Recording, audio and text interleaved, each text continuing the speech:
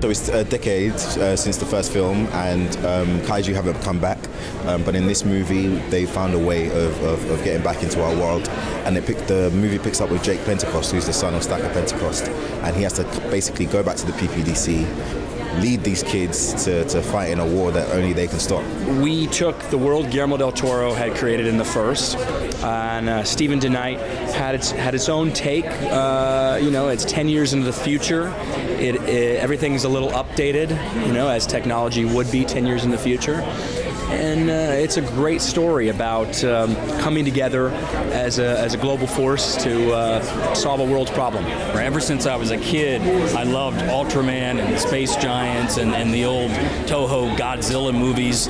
So this really spoke to something I've loved ever since I was a child. We've expanded on the ideas that Guillermo del Toro had in the movie. We've made things bigger. We've made a whole operation around the Jaegers much more detailed. I think we didn't just want to represent the robots and not go into the details of a world that lives in this kind of apocalypse. And so we put an emphasis on that, on making sure that we just have a much more layered universe around this action story.